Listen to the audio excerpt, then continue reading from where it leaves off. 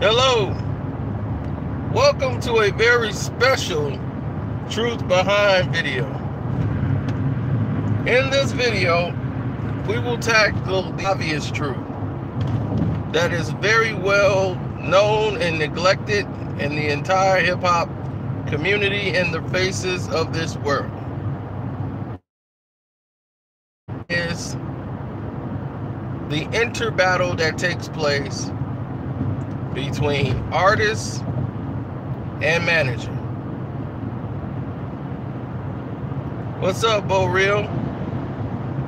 Now, let's talk about this through a intellectual standpoint, because a lot of people feel the record company is the biggest detractor with the artist.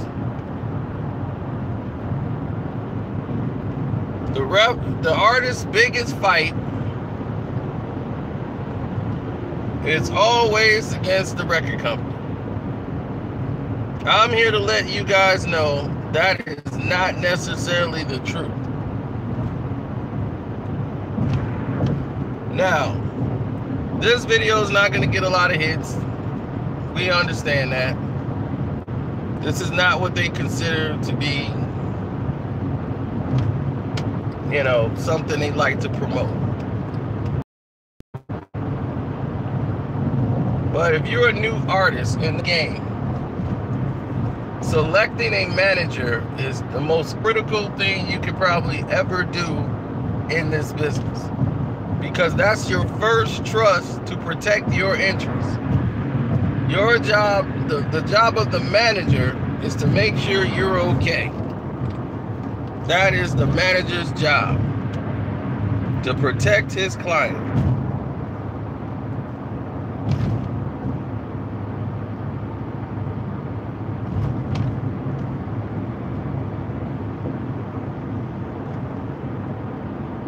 Now, when that doesn't happen, you have a very bad situation on your hands. You put yourself at risk, your family, future earnings, everything is at risk.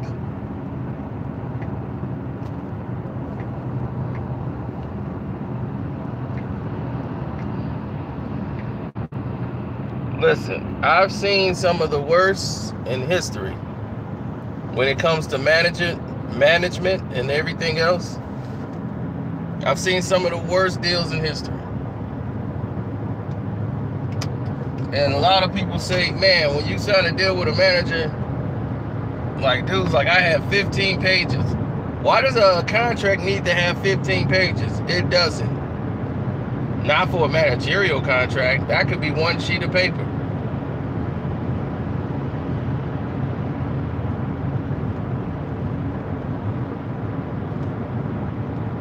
One sheet of paper.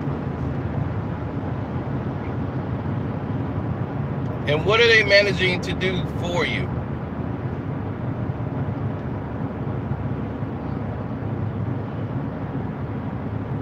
You see, the manager is not always looking out for your best interest.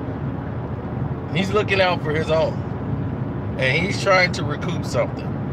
Normally, the manager's job is to get the money from the record company or whoever, sponsors, whatever. It's their job to secure that bag. They're supposed to go get the money from them and protect your interests. And that's what they're supposed to be good at. And there's a lot of managers that are good, and there's a lot of them that are greedy. And your need is not necessarily a priority to them unless your status is a certain level.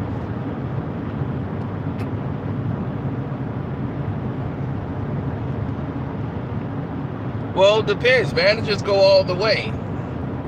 Your managers know more about you than you know about anything else. That a lot of people would know. There's people out there whose wives don't know as much as their managers know.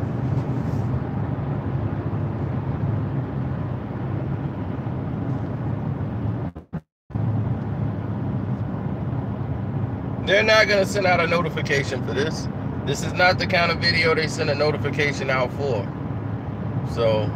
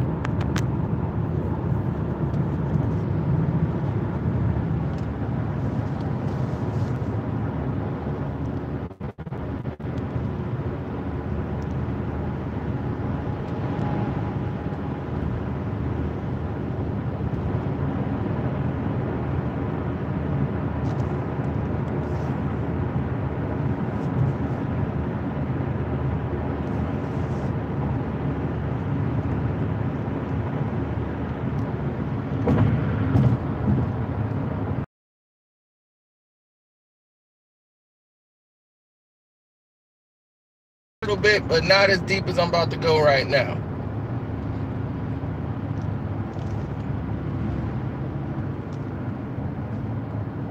Joe Jackson was good at managing his children's interests, because his interest was his children. You know, they were his children. This was his lifelong passion.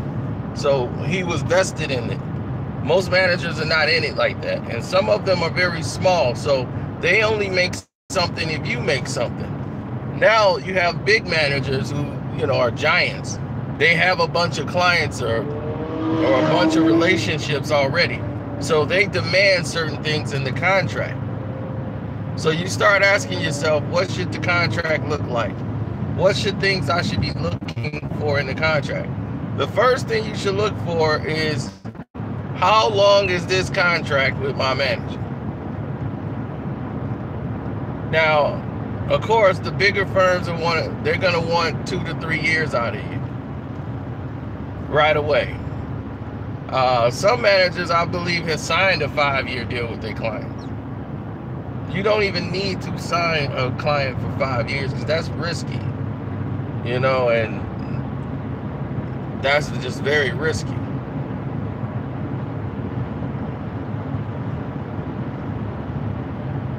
Should a family member be your manager? It depends. Some people have had their best managers be their uncle or somebody who knew what they were doing. If your uncle knows what he's doing, then he might just actually do well by you. It's just that the majority of the artists end up getting swindled because they don't understand the contracts that they sign with managers. And they end up fighting with the manager over money that the record company be like, we paid you. We paid you already. You better check with your manager. And then your manager be like, oh man, that's them just saying that. They owe you more money. We've been had that money. You know, with managers, old managers, with artists, the system has been broken for a long time because, one, a lot of these artists don't have lawyers. They don't have lawyers that know how to be slick. They know how to slip things by you.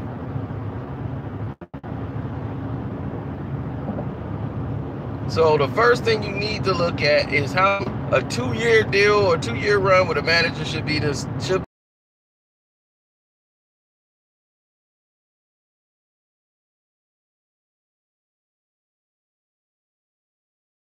what they do. You, as a manager, that's their job. What are you doing for me?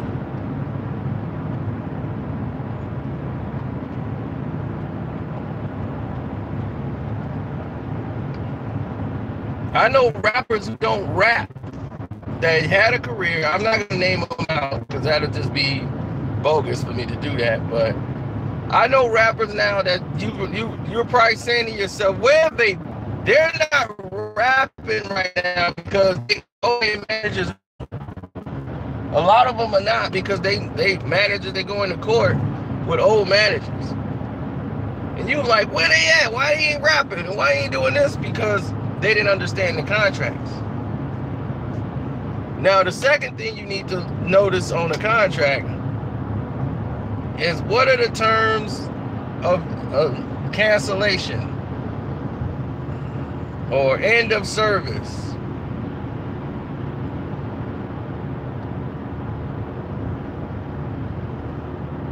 That's what I want to make sure you understand, because if there's no exit clause in this contract, then definitely the manager can say we had no exit clause in this contract.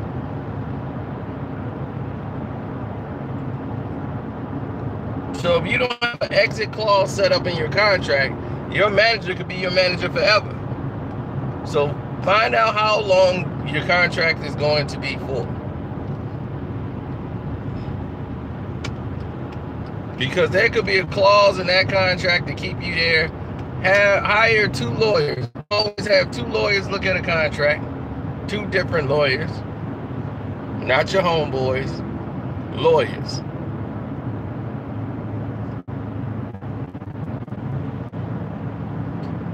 Listen, I wasn't gonna say a rapper's name, but I got to drop it just so you guys would know. Cardi B situation. Okay, that's a prime example of people not understanding their contract.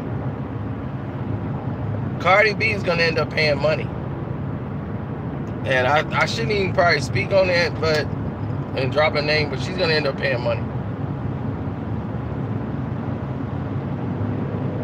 because they don't understand the terms of termination when it comes to a contract. Just thought like, well, he's been my manager this long. There's a clause in that contract that probably took him along with the deal. There are actually a lot of clauses in contracts you got to pay attention to that says even if I were terminated of service, if I helped acquire a deal, normally that person would get a percentage of the deal as long as you're involved because they helped set up the deal. If you decide, this protects the manager in case the artist decides to grow a brain and fire the manager and say, well, I don't need you no more. You got me this far. You know, thank you very much, but I don't need a manager no more. Now the manager can still be getting paid off stuff that he's not even a part of anymore. For as long as you're in law and, you know, attached to the project. And I get 5% on any future dealings within the next 3 years.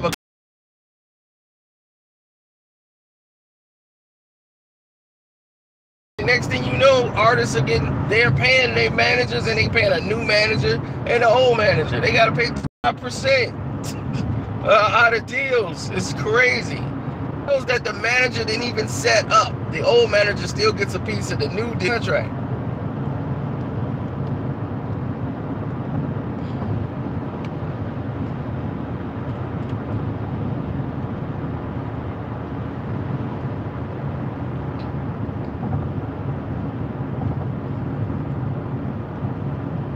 Well, you got to get lawyers, you got to go to court, you got to try to fight this, and they hope manager going to settle for like a release. So that's the thing, you have to get a release from the contract. Now, if the manager decides to send you a letter of release of his services and render the contract void, then that's a different situation altogether. But because of these relationships, not all contracts are like that, and not all managers are bad. But I'm saying you have more artists versus manager problems than you have artists versus the record label problems. And a lot of that just don't get highlighted enough. They'll talk about it and it's on page 3. And then you have all these things where they say my manager was stealing my money. Then they go to court and find out the manager really wasn't stealing the money. It was legally belonging to the manager. But notice normally the artists don't know until their career or their spending or their funds, the income they got is lower than what it used to be. When it starts tapering down, now you're noticing the missing money.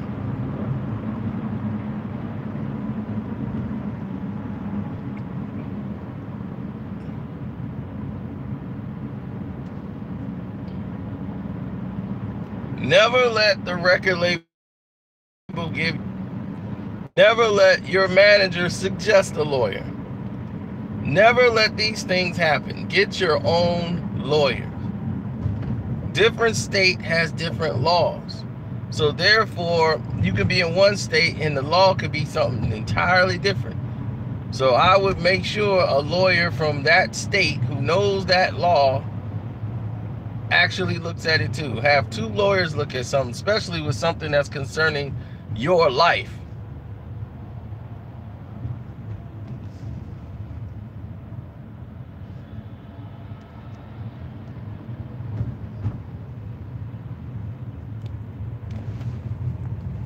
Well, see, back in the day, the blacks, just like now, they don't own anything as far as distribution. As many multi-millionaires we have, nobody, when it was attempted by James Prince, Suge Knight, and Irv Gotti to band together to create this wall barrier to where they were going to create their own distribution service, distribute their own artist music and all of these different things. The government came and shut that down. They investigated Death Row, took Suge right to jail. They investigated Irv Gotti. They investigated James Prince. The government shut it down because they don't want you getting a brain and deciding to control the distribution, because then that's going to start messing with their money that they're making off you. Because they don't want you to learn the secrets of where the real money is. Nothing. After all these years, you still got the Greens, you still got the Weinsteins, you still got the Goldmans, Greenbergs. They're all sitting on top. The same names that were the wealthiest names and sitting on top of the market as the richest people in the world 100 years ago, that name today is still reigning strong with all of these millionaires that are popping up. Still got the Goldbergs, still got the Greens, still got the Weinbergs. They're all sitting on top. No shake there.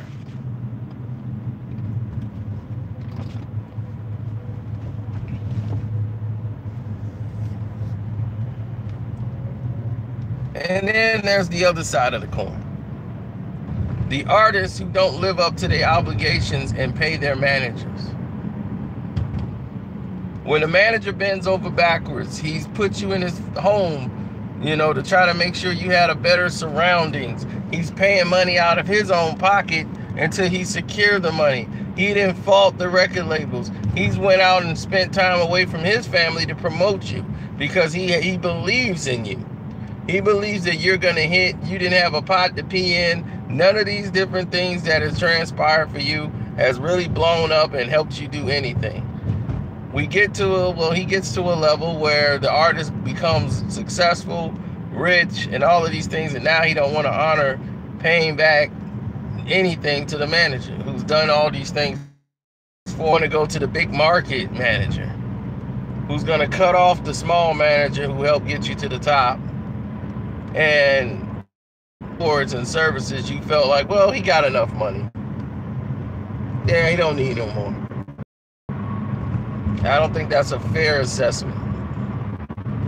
I don't think that's fair for the manager. And it's a lot of scumbag.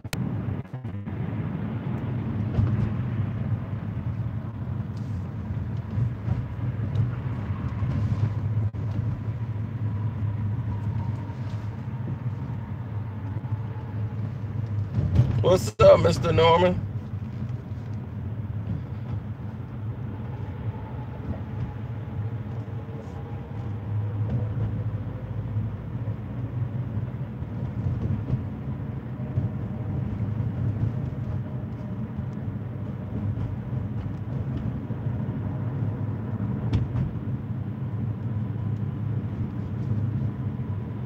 Well, Prince had to fight to get his position. Michael Jackson was smart enough to learn his position early on, but he didn't control distribution. But what he did was acquire wealth by buying catalogs. And once he started buying catalogs, he can control the narrative.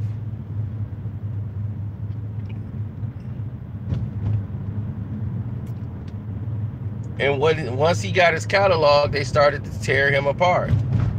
Wacko Jackal. You know, they kept him in the tabloids, started ripping him apart when they loved him. They loved his music. He was right there with the president of the United States. The moment he bought the Beatles catalog, now he's Wacko Jacko.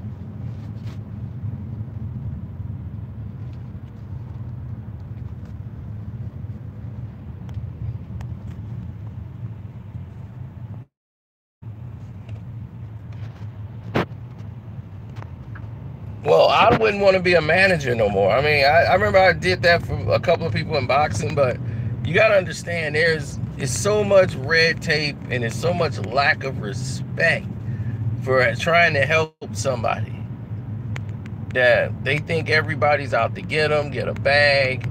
And God forbid the manager wants to make some money too. Jeez. You know what? He's supposed to just get the bare minimum. He done did all this 18 hours and flying on the phone, making sure you got your food and now you want to get bougie? Okay. And then on the higher level, like, artists don't realize that they all have a part to do also. They think their job is just to make the music, put it out, go home, they done. That's it. No, you got to go out and make these appearances. You got to go out and be interactive on social media now. You have to do all these things you don't feel like doing. You be like, man, I wanted to do this so I could be free to do what I want. Well, it don't work that way.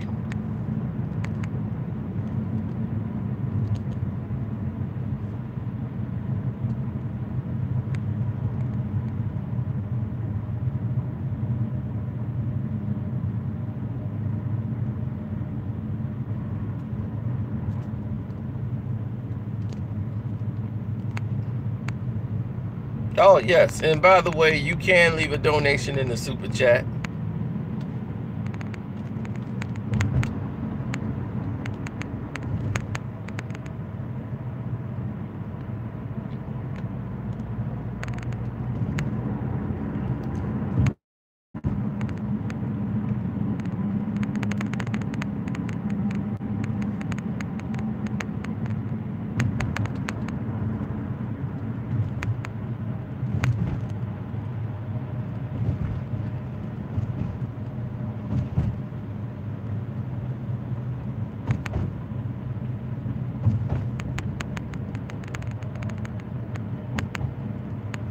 Adidas and Puma was started by two Nazis. I have no idea about that.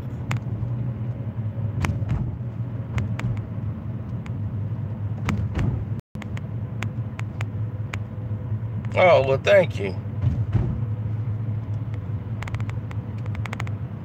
But Michael Jackson distribution was through Sony.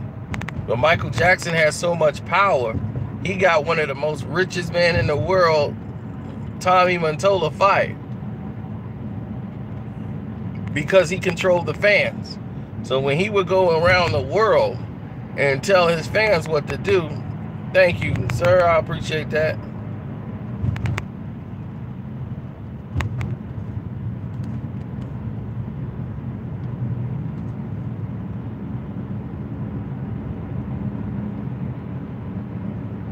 Thank you, man. I appreciate that, man. I really do.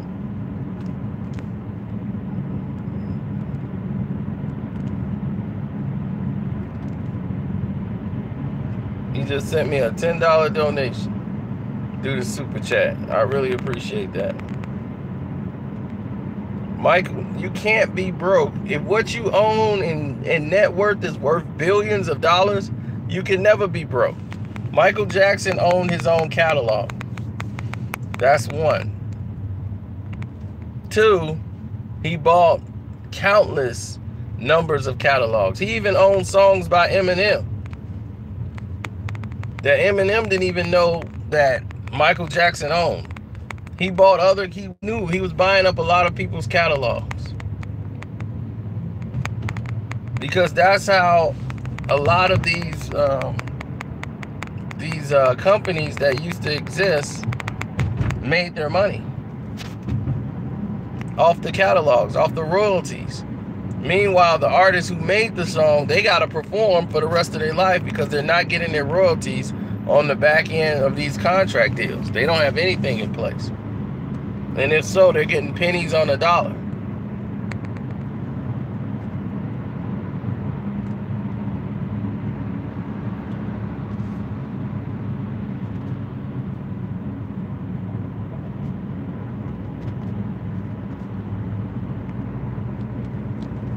Michael Jackson owned he owned jingles. The Cheers, don't you wanna go where everybody knows your name? Michael Jackson owns that. He owned the Beatles. He owned Sly and the Family Stone. He owned a whole lot of artists' catalogs.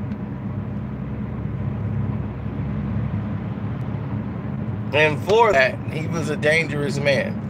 Sony tried to manipulate and sabotage this man's album, Invincible. Michael Jackson, because he has the Beatles catalog, made a mistake and signed a deal he shouldn't have signed. In this advancement on the loan that they gave him, he took a loan off of his Beatles catalog. And have said that if Michael Jackson didn't sell such amount of copies to secure the money back off the loan, if his album didn't sell as much, then they would come in on part. This deal was worth billions. Billions.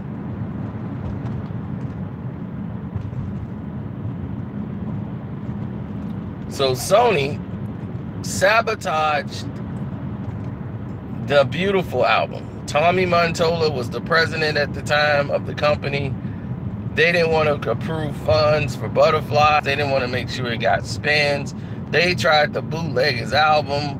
They did everything they could to sabotage Michael Jackson's album. And Mike was pissed.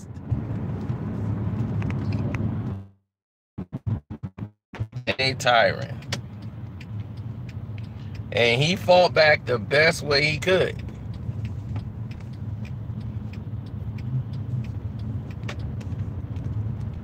And the best way Michael could fight back was his fans.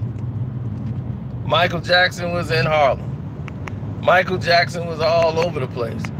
He was with Al Sharpton in Harlem. He was with Reverend Jesse Jackson in Chicago. He was with Reverend Jesse Jackson in Vegas.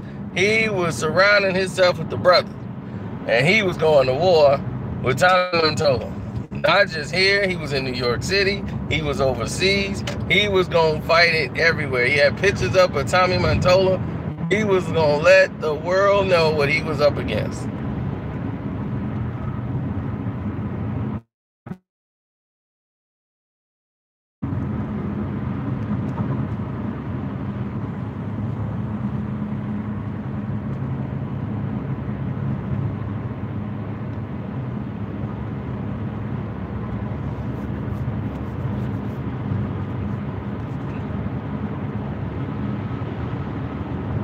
Yeah, that's what he said about Tommy.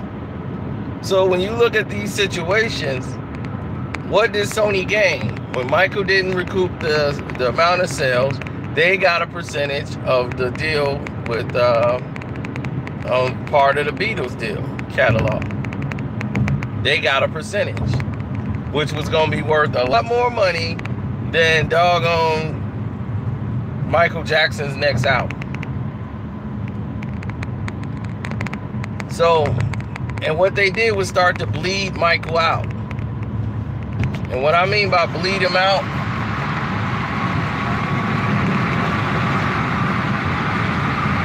they started to bleed Michael out by using a tactic.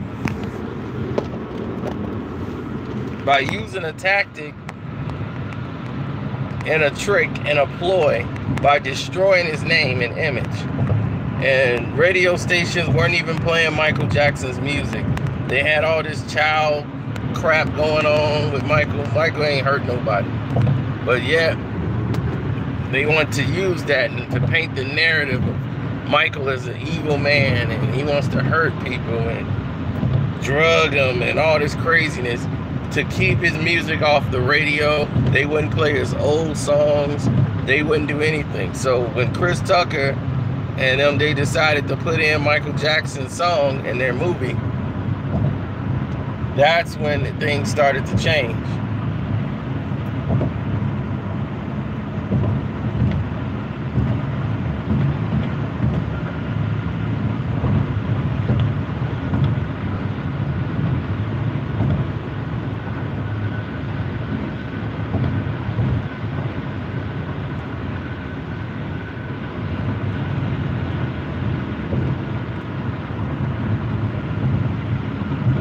They had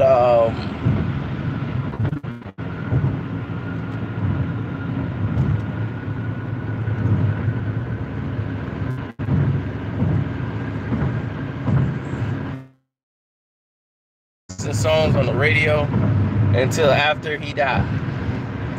I guarantee you that.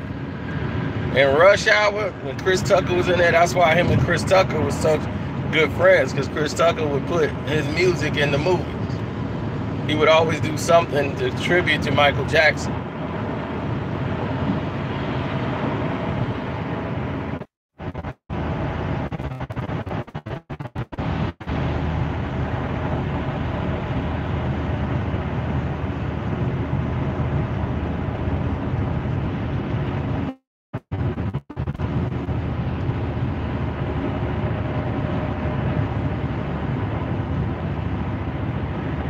Yep, so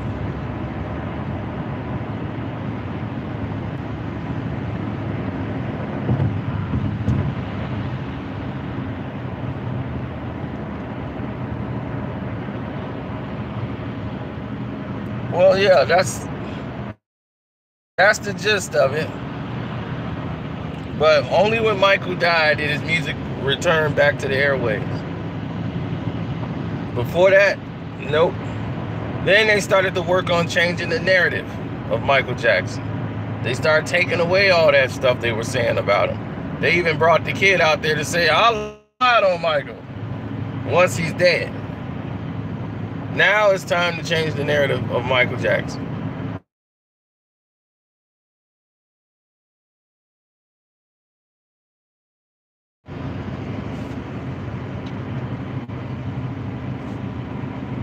They turned the hate faucet off and turned on the love. Why? To build everybody up back around.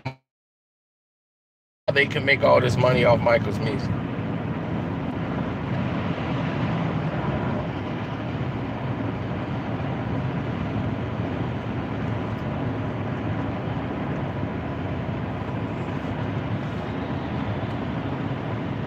Well, when you're big as Michael Jackson and Prince, these guys have managers. Prince never really trusted a manager. I mean, when he had a manager, he basically was the hardest guy to manage. Okay? Prince wants certain things done, and it's got to be done in a certain way, or he's not going to be happy. So Prince has fired so many managers in his lifetime that you would, you know, it takes an eccentric person till he find the one that he likes the most. Then he has different type of managers. You got the road manager. You got all these different types when you get to a certain plateau.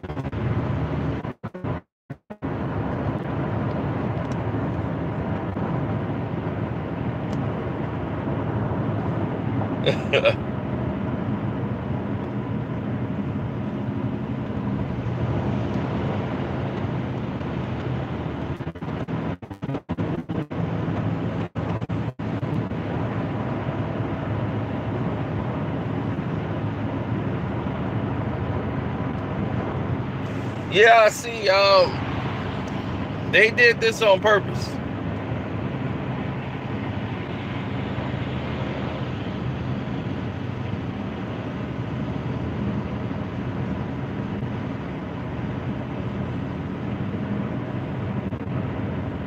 Stream wasn't lagging. They were lagging.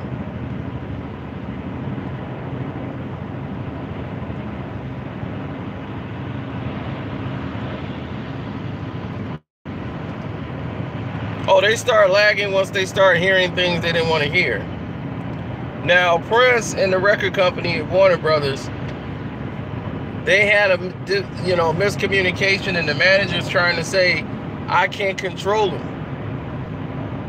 So therefore, Prince wanted to keep dropping albums like every month, because that's how much he works. He can care less about promotion and building the album up. You know, he was young with success.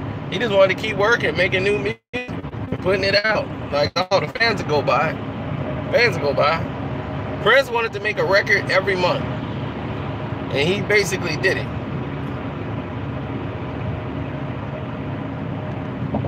Album in 1 month, and he was just like, hey, there it is.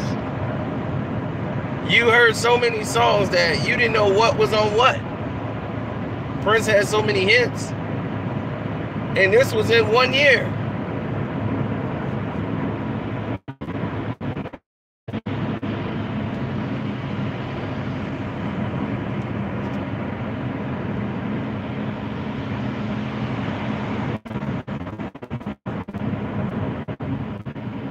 Then you look at people like the commissioner, Steve Stout.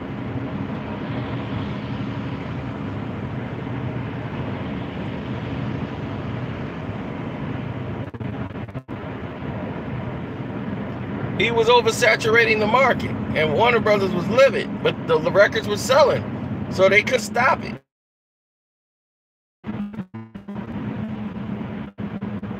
So they wanted to control and slow down Prince's music. And then they decided we're not going to release it, and he was lit. And Prince had like $100 million contract, but they had some control over him. That's when he started writing "Slave" on his face, and they owned the rights to the name Prince, so he could not use it. So that's when he changed the name to the logo. The artist formerly known as.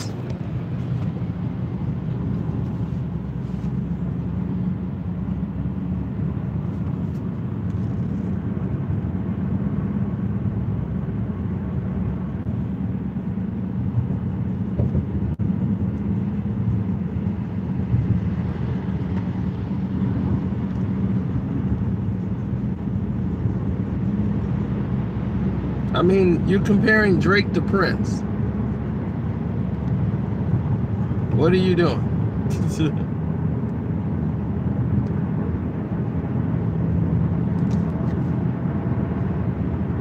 Well, Prince would have to wait till his contract ended. So in the year 2000, so from 1992 to like 2000, he was able to get his name back. So imagine how many years he had to wait.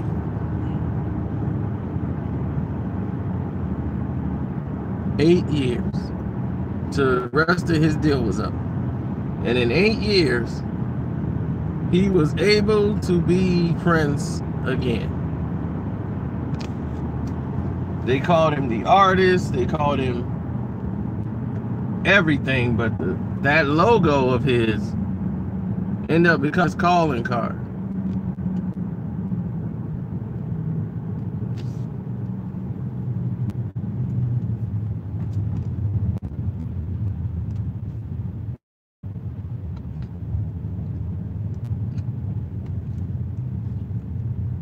But you look at Steve Stout.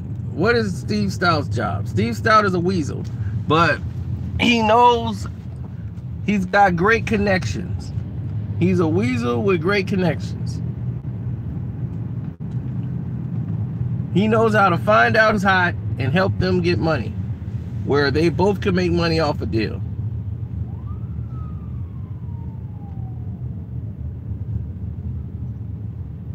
He's not going to sign you to some long-term contract.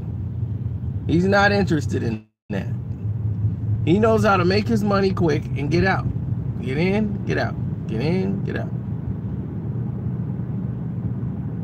Oh, there's a massive accident that has nothing to do with us on this road. We're getting off. Exactly. Stout is the manager. That's his job. He works with, but he mostly works for the company more than he works for you.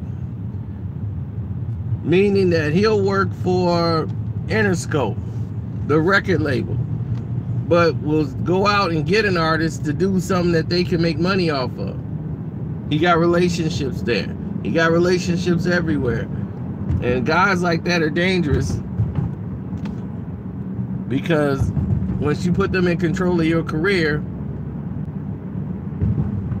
they can either do good for you, and then at a certain time they're gonna do bad, because they're thinking about themselves.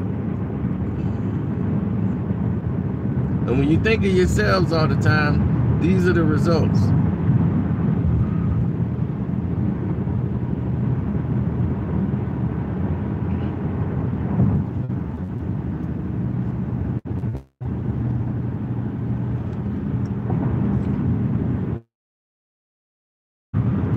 You see, the problem was Stout wanted to be, Stout and 50 Cent's main problem was Stout wanted to be 50's manager. He wanted to manage 50 Cent. And he helped 50 get a big deal, multi-million-dollar deal, the biggest contract of life. Put him in a commercial with Jay-Z, everything. He got his money and didn't win his own way. And that was Stout's fault, because he didn't do that right. Stout gave him a one-time pop, and he figured that once 50 see this, 50's gonna want to do business long term. It's the old magic trick. Like, I'm gonna give you, it's like the 3-card Marley. I'm gonna let you win the first one, and you don't think it's easy, and then when all the money's on the line, you know, that's when I come in. You're gonna have to pay out. Viv took his one hit and said, nah, that's all right, I don't want to play no more. So now he's mad.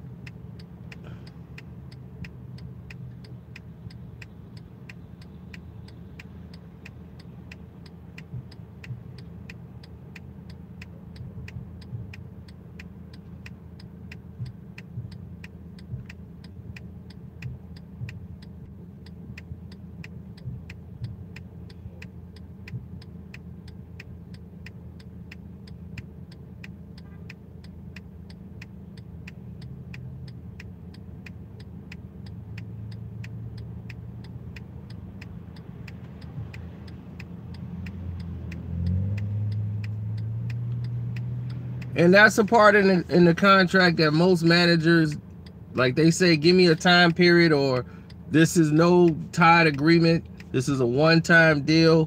If you like it, then you can come back long term. Most managers do that. Like, let me show you what I could do. Then, you know, we'll talk from there. I'd rather show you. You know, and if you like that, then we can come back and do business together. 50 liked what he did, but didn't go back to work with Steve Stout ever again. So Steve felt slighted by that, and still to this day he harbors a grudge towards 50 Cent.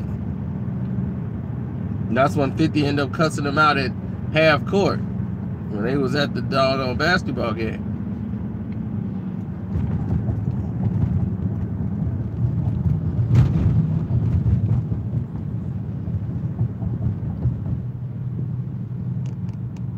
Oh yeah, I figured out who they were. They're trying to buy the house next door.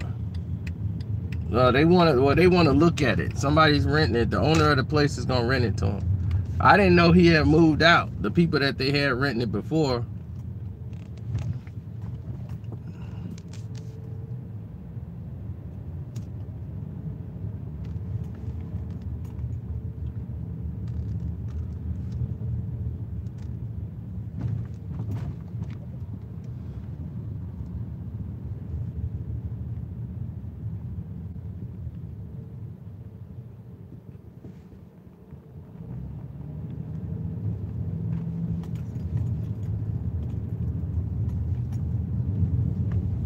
Yep.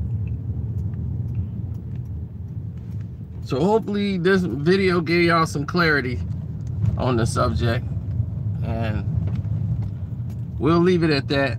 It's your boy Carcino, man. I'm out. Y'all have a blessed day. Be safe, and I appreciate all the love.